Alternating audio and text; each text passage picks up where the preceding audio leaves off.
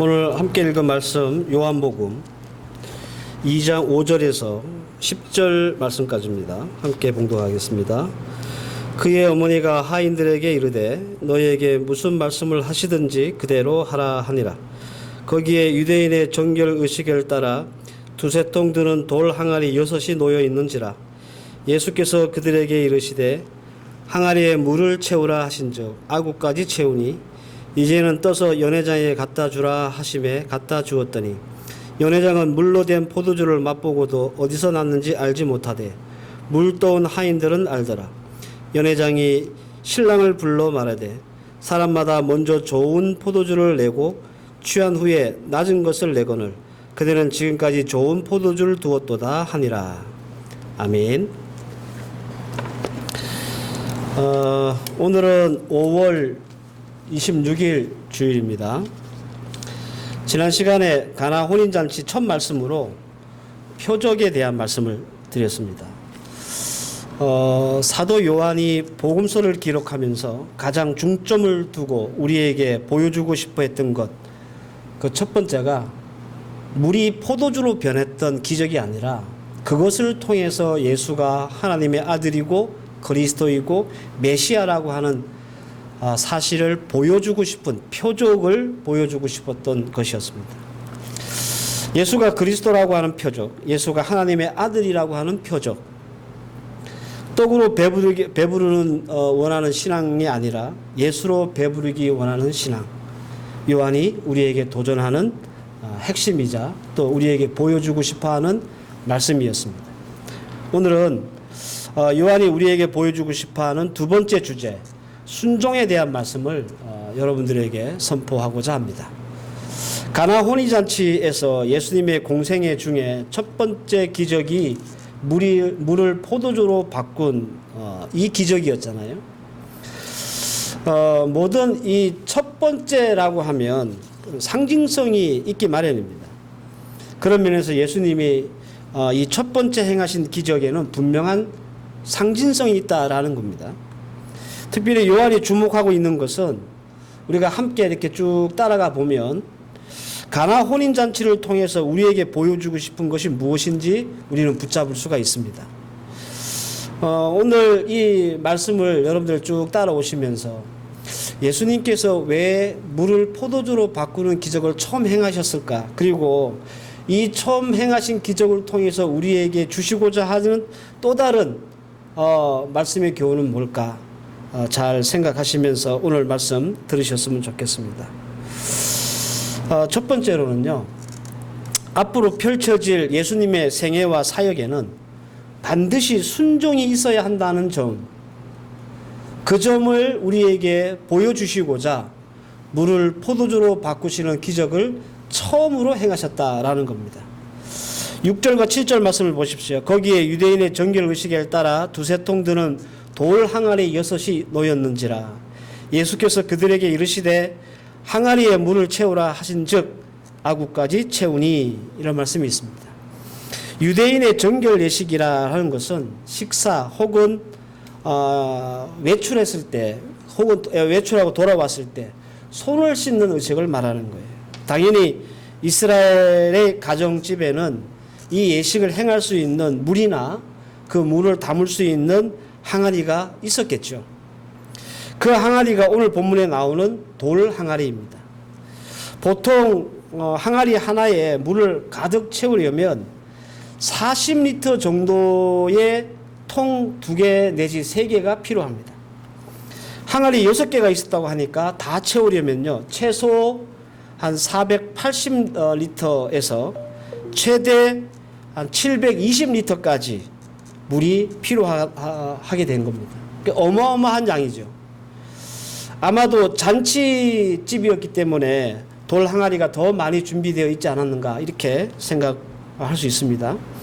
하인들은 예수님의 지시에 따라서 이 돌 항아리 6개에 아구까지 물을 채웠습니다. 그리고 하인들은 예수의 말씀을 따라 그 물을 떠다가 연회장, 즉 이 파티를 주관하고 총괄하는 코디네이터에게 갖다 주었습니다. 예수님이 이 첫 번째 베푸신 기적치고는 뭔가 좀 밍밍하죠. 뭐 드라마틱한 게 없습니다. 제가 이렇게 말씀드리는 이유는 이런 놀라운 기적을 제일 첫 번째 행하셨는데도 불구하고 남의 눈에 띌 만한 뭐랄까 이거 퍼포먼스가 없다는 거예요. 예를 들어 뭐 소경을 고치실 때 침을 뱉으셔서 진흙을 만드셔서 뭐 소경 눈에 바르셨다든가 하는 뭐 그런 거 말이에요. 그런 퍼포먼스가 없어요. 그저 예수님은 하인들을 조용히 불러서 말씀하셨습니다. 예수님이 돌 항아리를 잡고 뭐 이렇게 뭐 안수 기도를 한다든지 아니면 하인들이 채워놓은 물에 손을 댄다든지 예수님은 그런 행동을 하지 않으셨다는 거예요. 그런데도 물은 포도주로 바뀌었습니다. 도대체 무엇이 물을 포도주로 변하게 하는 기적의 역사를 만들었을까? 이 하인들의 순종이 물을 포도주로 만드는 역할을 했다라는 겁니다. 여기서 주목해야 될 점은 제가 지난 시간에 풀이해드렸죠. 이 하인이라고 하는 존재가 어떤 사람들이었는지. 이들은 일반적인 우리가 알고 있는 종이나 노예 아닙니다. 이제 분명히 말씀을 드렸습니다. 마을 잔치를 위해서 자발적으로 봉사하고자 왔던 봉사자들입니다.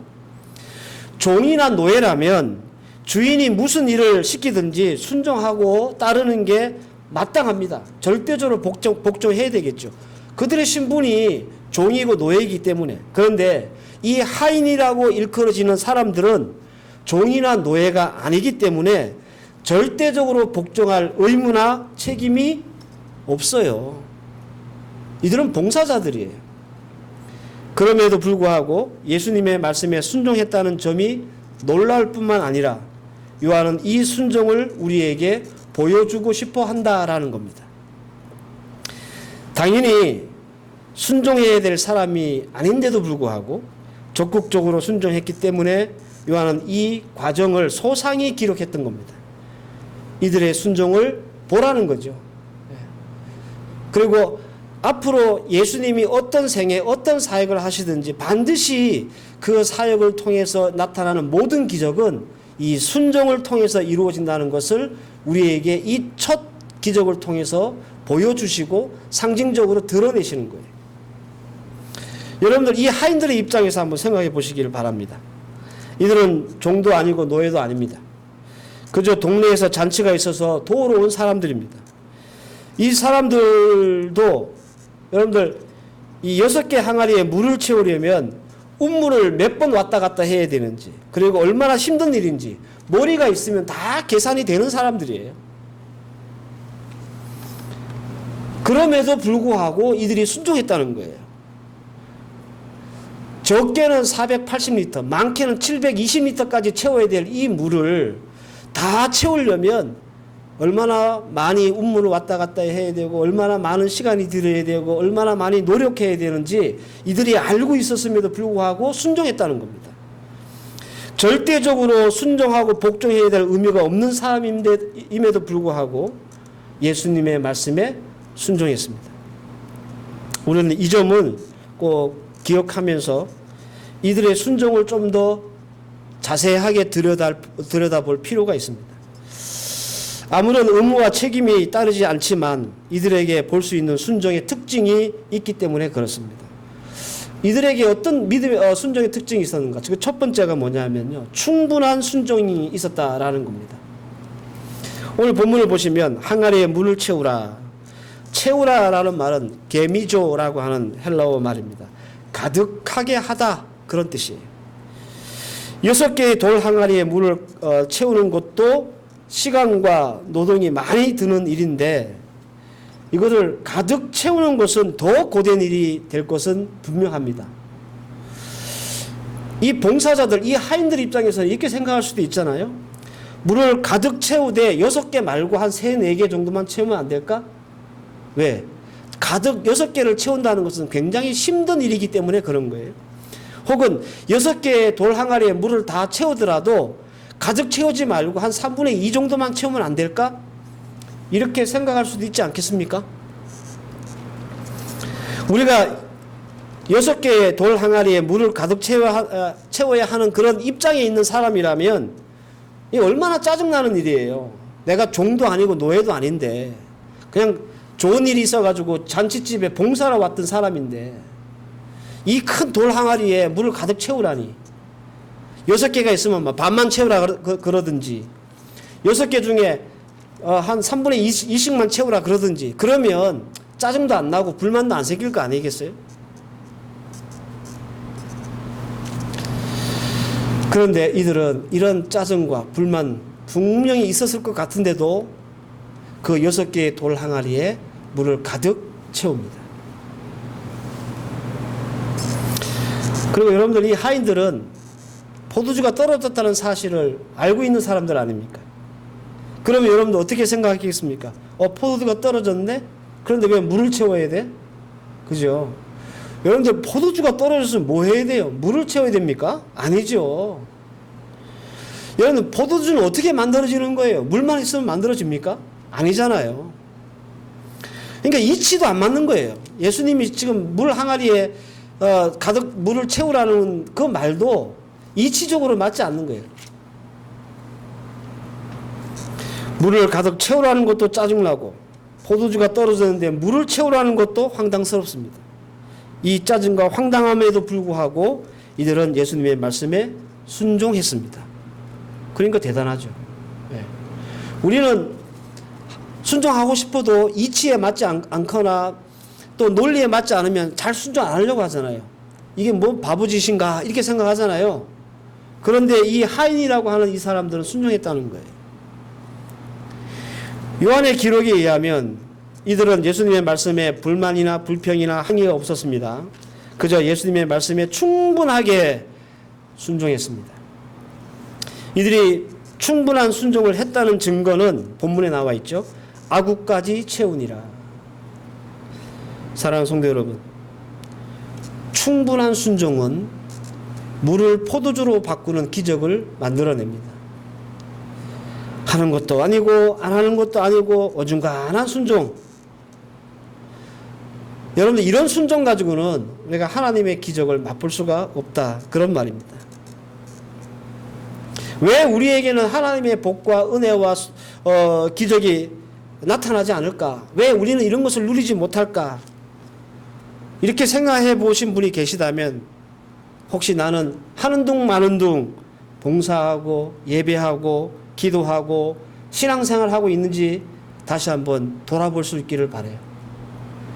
여러분들 우리가 하나님 앞에서 이 하인들처럼 예수님의 말씀에 충분히 순종했을 때 비로소 물이 포도주로 변하는 기적을 체험할 수 있는 거예요. 사랑하는 성도 여러분, 저는 여러분이 충분한 순종자, 충분한 예배자, 충분한 봉사자가 되기를 바랍니다. 왜냐하면 충분해야 기적이 일어나기 때문에 그렇습니다. 두 번째로 이들의 순종을 통해서 우리가 봐야 될 것은 이들은 끝까지 순종하는 자들이었다라는 겁니다. 우리는 오늘 본문을 통해서 꼭 짚고 넘어가야 될 아주 중요한 대목이 있습니다. 도대체 어느 시점에서 물이 포도주라고 하는 물리적인 변화를 일으켰을까라는 겁니다. 도대체 어느 시점에서 물이 포도주로 바뀌었을까? 여러분들은 궁금하지 않습니까? 하인들이 돌 항아리에 물을 채워놨을 때였을까요? 아니면 하인들이 돌 항아리에 채워진 물을 떴을 때였을까요? 도대체 어느 시점에서 물이 포도주로 바뀌었을까? 여러분들 이거 굉장히 중요한 질문입니다. 왜냐하면 이 질문의 답을 아셔야 우리의 순종의 한계가 정해지기 때문에 그렇습니다. 정답은 순종이 끝났을 때 물이 포도주로 바뀌었어요. 하인이라고 하는 이 사람들의 순종의 한계가 돌 항아리에 물을 채우는 데까지일까요? 아니었습니다. 물을 떠서 연회장에게 갖다 주는 데까지가 이들이 해야 할 순종의 한계였습니다. 이것은 물 항아리에 물을 채우는 것하고는 또 다른 측면에서의 순종이 요구되는 부분입니다. 짜증나고 힘들고 물을 채우는 그런 순종은 어쩌면 우리도 할 수 있어요. 짜증나지만 이게 말도 안 되지만 또 마음에 불평이 좀 생기지만 물을 채우는 데까지는 우리가 순종할 수 있습니다. 그런데 그것을 떠다 주는 것은 어려운 순종이에요. 이건 심각한 일입니다. 멍청한 일이죠. 앞서 말씀드렸잖아요. 포도주가 떨어졌는데 왜 물을 채워? 물을 채우는 데까지는 좋은데 그럼 이걸 떠다 주라니. 그럼 뭐 맹물 갖다 주란 말이야? 그죠? 이 사람들은 여러분들 이 자신들이 떠가는 그 물질이 물이라는 걸 알잖아요. 다른 사람들은 몰라도 이 물을 그 아구까지 가득 채운 사람들은 이게 물이라는 걸 알아요. 그래서 이 순종이 어려운 거예요. 물을 채울 수 있는 순종은 할 수 있지만 갖다 줄 수 있는 순종은 참 어렵다는 거예요. 8절 말씀에 이제는 떠서 이렇게 말하죠. 아틀레시타라는 뜻이에요. 고여 있는 물이라는 뜻입니다. 즉 하인들이 항아리에서 떴던 것은 포도주가 아니라는 말이에요. 물이라는 말이에요. 따라서 물이 포도주로 된 시점, 물이 포도주로 변하는 물리적인 변화를 일으켰던 시점이 어디냐면 물을 떠서 연회장에게 갖다 주는 도중에 이게 물이 포도주로 변한 거예요. 이 말은 만약에 하인들이 말도 안 되는 소리 하지 말라고, 이 물을 왜 갖다 주냐고 불순종했다면 항아리에 담긴 물은 그저 그냥 물로 남아 있었을 거예요. 그런데 물을 떠다가 갖다 주는 과정에서 그들이 순종했기 때문에 물이 변하여 포도주가 되었던 겁니다. 끝까지 순종하니까 물을 떠서 연회장에 갖다 주는 데까지 순종하니까 물이 변하여 포도주가 된 겁니다. 보통의 사람들은 하인들처럼 순종하기가 어렵습니다.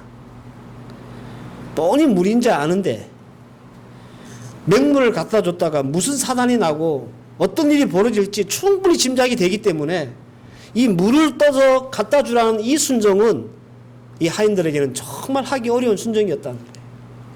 그냥 물을 아구까지 채우라는 말은 몸으로 때우면 되는 일이기 때문에 할 수 있어요. 불만이 있고 짜증이 나고 말도 안 되지만 거기까지는 할 수 있어요. 그러나 물을 떠서 갖다 주라고 하는 순종은 여러분들 이것은 우리가 보통 상식으로는 할 수 없는 그런 순종입니다. 그런데 이들은 어떻게 해요? 끝까지 순종합니다. 8절 말씀, 이제는 떠서 연회장에 갖다 주라 하심에 갖다 주었더니, 이게 무슨 말입니까? 하인들의 순종이 끝났다, 완료되었다, 그런 뜻입니다. 끝까지 순종했을 때 물이 포도주로 바뀌었다라고 하는 말입니다. 여러분들 아람 군대 나만이 문둥병에 걸려서 어떻게 치료받았습니까? 엘리사의 말을 끝까지 순종하여서 7번 요단강 물에 담궜다가 일어나니까 마지막 7번째 그 물 위에서 나왔을 때 그 피부가 어린아이 피부 같았잖아요. 마지막까지 순종했을 때 문둥병을 고치는 기적이 일어난 거예요. 보십시오, 여러분들. 기적을 만들었던 순종은 하나같이 마지막까지 끝까지 포기하지 않고 순종했을 때 일어납니다. 문둥병이 변하여 어린아이 피부가 된 것과 물이 변하여 포도주가 된 것은 여러분들 이 두 사건이 달라 보이죠? 같은 사건입니다, 여러분들. 문둥병과 포도주라고 하는 차이는 있지만 순종이라고 하는 기본적인 끝까지 순종한다고 하는 그 순종의 기본 원칙과 원리는 같은 거예요. 충분한 순종, 끝까지 하는 순종. 사도 요한은 그것을 우리에게 보여주고 싶어 했던 거예요. 그래서 요한은 이 장면을 길게 기록한 겁니다. 요한은 왜 하인들의 순종을 보여주고 싶어 했을까? 우리가 주를 향하여 충분하지도 않고 끝까지 하지도 않는 어중간한 믿음과 신앙을 가지고 있기 때문에 그렇습니다. 그러면서도 우리는 하나님의 기적을 바라고 복을 구해요. 나는 하나님 앞에 어중간하게 충성하고 어중간하게 봉사하고 어중간하게 예배 생활하고 어중간하게 신앙생활 하면서 우리는 물이 변하여 포도주가 될 것 되는 그런 기적을 원하기 때문에 이 사도 요한이 오늘 이 가나 혼인잔치의 말씀을 기록하면서 그런 순종 가지고는 이런 기적을 맛볼 수가 없어요. 충분하고 끝까지 하는 순종이 물을 포도주로 바꾸는 기적을 만들어냅니다. 이 사실을 우리에게 알려주고 싶어서 오늘 가나 혼인잔치에 이 물이 변하여 포도주가 되는 사건을 길게 써놓은 거예요. 사랑하는 성도 여러분, 오늘 주신 말씀에 큰 도전이 있기를 바랍니다.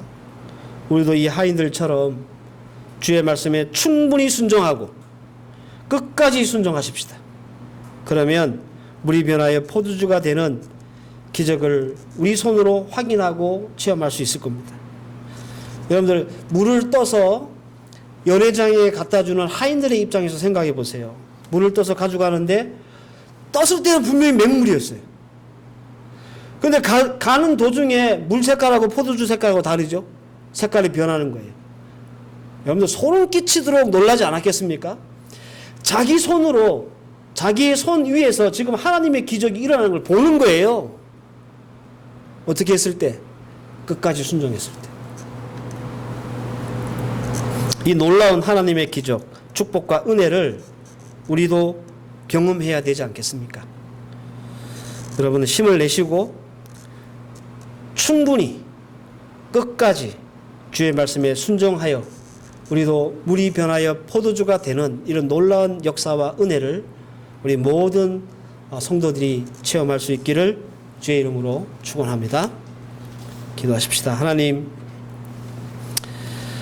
사도 요한이 가나 혼인잔치를 통해서 우리에게 보여주고 싶었던 두 번째 포인트는 하나님의 말씀에 순종해야 기적이 일어난다는 사실과 그 순종은 충분하고도 끝까지 하는 순종이어야 한다라는 것입니다. 어중간한 믿음, 어중간한 봉사, 어중간한 예배 가지고는 하나님의 기적과 축복과 은혜를 누릴 수가 없습니다.